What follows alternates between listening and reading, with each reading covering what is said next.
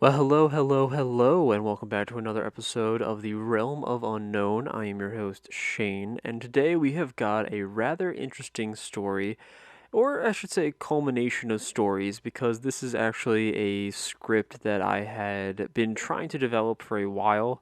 It actually dates back to when this was a YouTube channel, for the most part, and is something that I kind of wanted to look back into after recently rewatching Destination Truth for the most part, pretty much all the way through. I believe I got it done. And we will be discussing some of the stuff that pops up on that end when it comes to certain stories.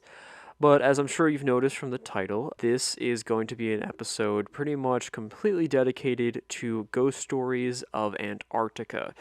Because when you think of ghost stories, you probably think of, haunted roads, weird, creepy mansions, desolate, rundown ghost towns in middle America or whatever country you're in. You probably don't think of Antarctica. For the most part, pretty much no one lives there. However, this is definitely a place that has a history to it, and with that comes a lot of ghost stories. So let's get into the script. Again, this is going to be a collection of stories for the most part, with my, added commentary here and there. Because, again, this is an old script, so bear with me. In some of the cases, I try to update it here and there, but for the most part, this is pretty much what was there before. So, throughout this episode, we are going to discuss all sorts of paranormal stories, reports, and legends from the planet's icy continent. And there are a lot, surprisingly enough. Antarctica is one of the places that holds the supposed title of most haunted place in the world. Although, honestly, a lot of places do seem to have that title. But the frozen continent does have some good reasons for this title, for the most part, primarily due to the number of ghosts per capita. The population of Antarctica fluctuates throughout the year between roughly 100, or I should say 1,100 people during the winter months and 4,400 people during the summer months. So, with that, there is said to roughly be one spirit per every 9 people that inhabit the continent. So, this gives us the number between either 122 or 488 potential spirits. However, at best estimates, it is believed to be anywhere around 300. And these spirits include those of explorers, scientists, and tourists, and are mainly believed to kind of wander the wastelands and abandoned buildings that sort of speckle the area of islands and the mainland of Antarctica. But I'm sure you're aware that there are, or I should say, throughout this episode, that you be aware that Antarctica is a rather unforgiving location. I don't really need to go into detail for that, and there are lots of different ways for people to meet their end, as you'll soon learn. So, for the first story that we're going to be talking about, we're going to start off with a strange sort of seafaring legend, being that of the English skipper or schooner named the Jenny.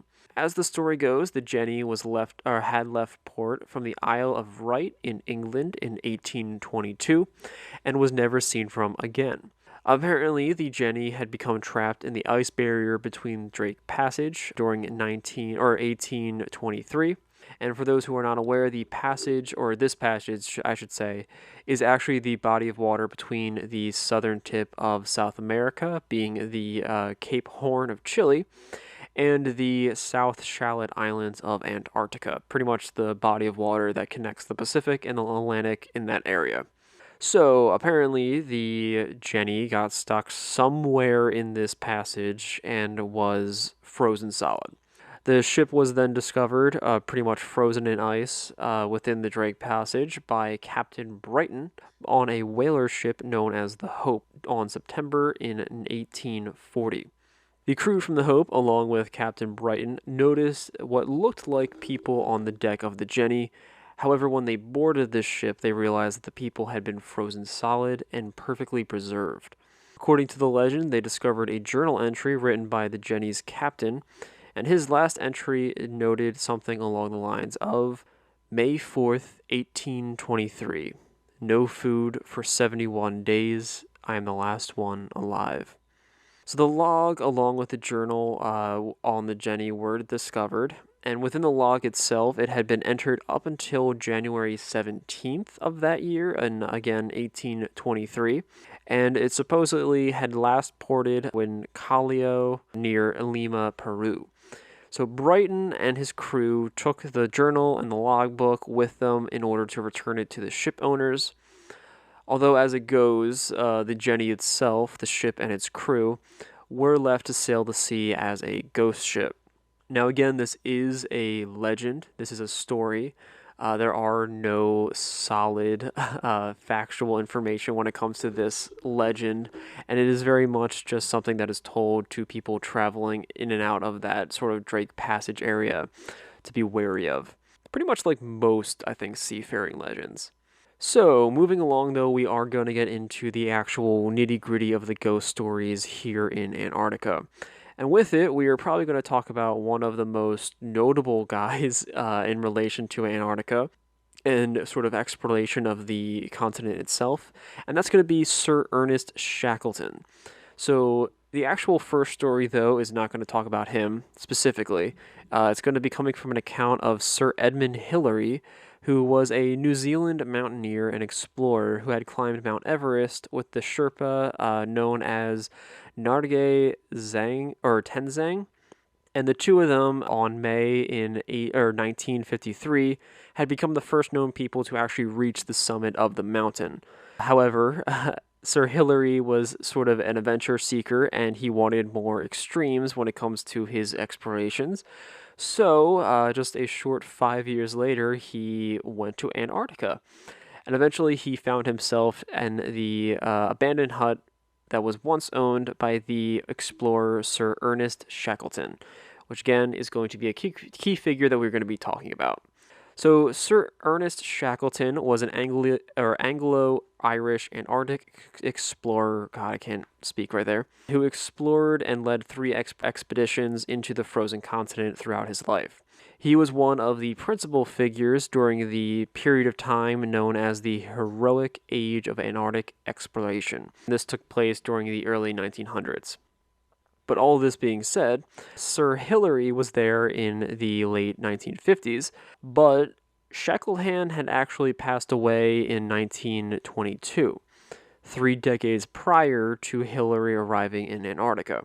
So whilst in the hut, Hillary believed to have actually witnessed the ghost of Shackleton. He is quoted as saying, "I am not a person who really sees things very much, but when I opened the door, I distinctly saw Shackleton walking towards me and welcoming me into the home." And this is probably one of the more notable experiences when it comes to Shackleton. However, there are, like I said, other key moments with the paranormal and Shackleton himself. Specifically being a sort of experience that happened before his death, surprisingly enough, in which he had his very own experience while on one of his expeditions into Antarctica. So within the book South, a story of Shackleton's early expeditions, sort of a collection of his own accounts between the years of 1914 and 1917, Shackleton described the intense feeling of an extra member to his party while they were crossing the snow-capped mountains of South Georgia.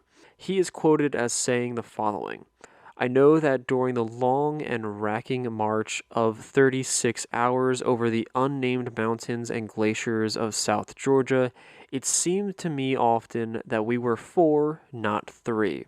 Again, referring to the number of people within the group. There were 3 people, but he kept thinking that there were 4. This sort of invisible companion, however, was actually pretty positive and a helping addition to the group for the most part. And additionally, though, this is actually something that is not exclusive to Shackleton.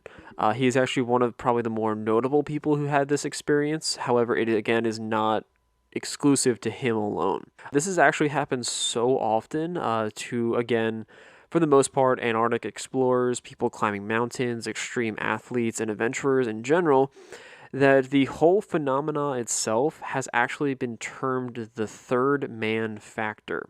The name itself was actually coined from T.S. Eliot, who was having a sort of poetic retelling of Shackleton's experience and boiled it down to 3 people rather than 4. But essentially, the whole phenomena of feeling as if there is an additional member to your group has now been given a name, and again, being the third man factor, and Shackleton is a key figure in sort of pushing that forwards.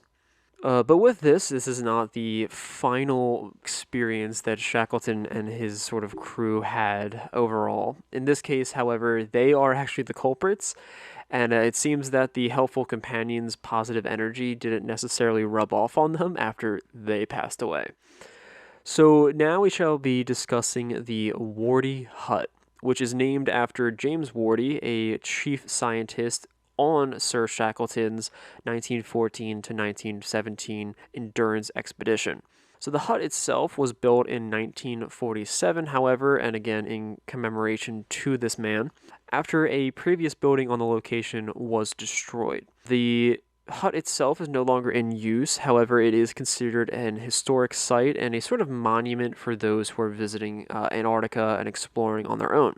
That being said, to make things creepier, the hut is still actually set up as it has furniture and canned food, pretty much as if people are going to still be there, or if the explorers from the early 20th century had just up and left without any notice. It's very weird, it's very bizarre. I don't know why they keep it like that, but they do. Those who stop by, however, nowadays sort of have a not so great experience with the hut. There are reports of strange sensations, uneasiness, feeling not alone, a lot of unexplained noises and movement within the hut itself. Again, you're in Antarctica, you shouldn't be doing that or experiencing that for the most part. After hearing of these reports, however, this is where Destination Truth comes into play. They actually came down to Antarctica, of all places, to do a paranormal investigation, and they actually went to the Wardy Hut. So they had a lot of stuff happen there. Members of the team heard the frantic flipping of a light switch and the slamming of doors while staying in the hut. Again, they were all in there together. Items like jar lids fell off the shelves on their own, and one member of the crew noted that he felt an additional presence in the cabin with them, and the rest of the team actually agreed, and they were like, this is weird. I do remember watching this episode again. This was a huge inspiration as to why we're talking about Antarctic ghosts. And I do remember specifically the light switch and the door slamming being really creepy because they're all in the room. Like they're just there. There's no one else there with them. They have a pretty tight crew. Again, they're in Antarctica of all places, so it's not like they could just be like, oh, there's someone outside or oh, there's someone playing with us. It's a hut in the middle of a glacier, essentially. Like, there's nothing there that could explain why the light switch sound just starts going off in the background, why doors are slamming shut while inside the hut, not like the outside door. It's just a very weird and creepy episode in general, so I definitely recommend going and checking out Destination Truth. I'll try to link the actual episode title in the show note links for you to check it out yourself. So, probably moving on, I should say, probably the largest culprit to Antarctica's spirit population would be one individual incident involving a New Zealand sightseeing flight. So, Antarctica during the 1970s had become a frequent tourist destination for the most part. It's not necessarily a place where tourists would, book a day trip and go and explore the island. However, they would book sort of day flights from New Zealand and enjoy, an aerial view of the harsh landscape from a safe distance. However, in this case, one trip turned fatal. And this was primarily due to low visibility during the flight in addition to pilot error. The plane crashed into the side of the Mount Euroda, or the Mount Erebus, I should say, can't see my notes properly, at the speed of 300 miles per hour, and the impact pretty much killed every single person instantly, this being 257 individual passengers and crew members. So, again, hence why the number of potential ghosts are closer to 300 to 400. Additionally, the corpses that were recovered from the plane crash were stored on McCarbic Station. This is an American base situated on Antarctica's Rose Island. And many visitors to the island, now at least, or nowadays I should say, believe that the ghosts of the plane crash victims are still there because their bodies were brought there, so their spirits are lingering. Visitors claim to hear voices and see short trails of unexplained footsteps being made in the snow, as well as feeling strange sensations as if they were not alone. One McCormick station worker is quoted as remembering the following experience. As soon as I entered, something was weird. I took a couple steps in, and the hair on the top of my head stood up. I heard footsteps upstairs. Undeniably footsteps, a slow cadence of footsteps. I froze. The footsteps themselves moved from the back of the building up to the front. Now, when it comes to this account, however, please take it with a grain of salt because I wasn't able to really determine a proper source for the quote. And McCormick Station is not, something to scoff at. It's actually rather large, and it has an average population of around 1,200 people during the summertime and about 250 people during the winter. So it's not like you're there by yourself in an abandoned shack. They have a lot of structures. They have clubs and a shop, like they have a bar there. So they have a few buildings, and I can't determine where this person is quoting and when they're quoting it. So take it with a grain of salt. So next up, however, we are moving back into another haunted hut because it's Antarctica and there are a lot of them. In the early 1900s, the race to the South Pole was pretty much in top gear. And in 1911, British explorer Robert Falcon Scott and his team set out on the Terra Nova expedition and set up camp on the edge of a great ice barrier. While some men stayed behind with supplies and shelter, the rest of them actually decided to venture onwards. The expedition did not go as planned, so to speak. A rival reached the pole about a month before the team had actually got there, so someone else trying to reach the destination. And in 1912, Scott and four of his men had been selected, or I should say, men who decided to join him on the expedition, perished on their way back to the hut. These, again, were the people that decided to venture onwards from the ship. So, frostbite, gangrene, starvation, pretty much all sorts of reasons for death decided to pick them off one by one. And in March 29th of 1912, Scott recorded his final journal entry reading the following. Every day we have been ready to start our 11-mile trip back to the ship, but outside the door of the tent it remains a scene of whirling drift. I do not think we can hope for any better thing now. We shall stick it out to the end, but we were getting weaker, of course, and the end cannot be far. It seems a pity that I do not think I can write more. R. Scott. Last entry, for God's sakes, look after our people. So the thing is, Scott's hut actually still stands, and many people who visit the location do believe that Scott, as well as the crew members who perished with him, still haunt the location. They believe this due to the fact that they have many reports of feeling uneasy and uncomfortable while in the hut. The voices of disembodied individuals, as well as footsteps, can be heard moving about.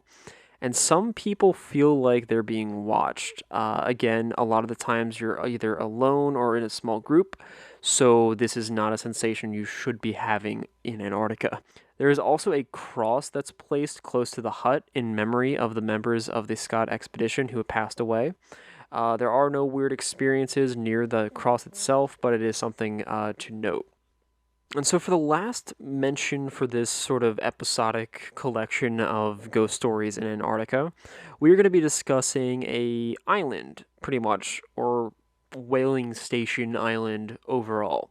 So this is going to be the island known as Deception Island, which once housed an old whaling station and has now the bones of the sort of slaughtered whales littering the beach. It's really a creepy sight, but it's also kind of interesting. But the station itself was abandoned during the Great Depression when oil prices fell and it was not able to sustain itself much longer. It was, however, repurposed as a British base during World War II, and the station still stands along with several containers of, whale fat and other, materials that have been sort of rusting in the Antarctic weather. So, why is this of interest? Some visitors to the island have claimed to see apparitions and strange lights and orbs moving about the island as well as the whaling station. They have also heard disembodied voices moving about, again, the entirety of the island as well as within the old station itself. Again, this place is abandoned, no one works there, no one lives there, there should be no reason as to why someone's making noise. Once more, Destination Truth did visit this location during their Antarctic paranormal investigation trip, and once more, they had some weird experiences. They themselves had heard a lot of disembodied voices, or I should say noises, not voices, and a lot of them involved very loud, unusual banging sounds that were echoing throughout the location, and they even saw a shadowy figure moving about within the building. They also caught a thermal signature in one of the windows, and they heard what sounded like an SOS code being tapped into the shack that they were in. So, pretty much someone tapping on the outside of the building while they were in it, and they were tapping SOS. So, it's really creepy. It's definitely one of the highlights of the episode, and again, I'm going to link that down below for you to check out. It's such a weird episode and such a weird location to think about. Like, it's Antarctica. Why would there be ghosts? Like, you would never think about that as a place for paranormal experiences to take place, but they do, because I think it's a very unforgiving location, and a lot of people unfortunately met very gruesome deaths there. But for the most part, that is a lot of the major stories relating to creepy ghosts and paranormal events in the continent of Antarctica. And that's where we're going to be wrapping up for today's episode. I do hope you guys did enjoy it. If there's any additional stories you want me to dive into a bit more further, or thoroughly, I should say, or if there are additional locations in Antarctica or different, remote locations that you would like me to look into, please feel free to let me know. You can reach me on Twitter, Instagram. We also have a Patreon for you to check out. You're able to reach me there as well. Pretty much, if you have any suggestions, feel free to let me know. I would love to look into them, and for the most part, will try to cover as many as I can because there are a lot of weird stories and weird locations out there. I do hope you guys enjoyed this episode, and until next week, I hope you guys remember to stay spooky.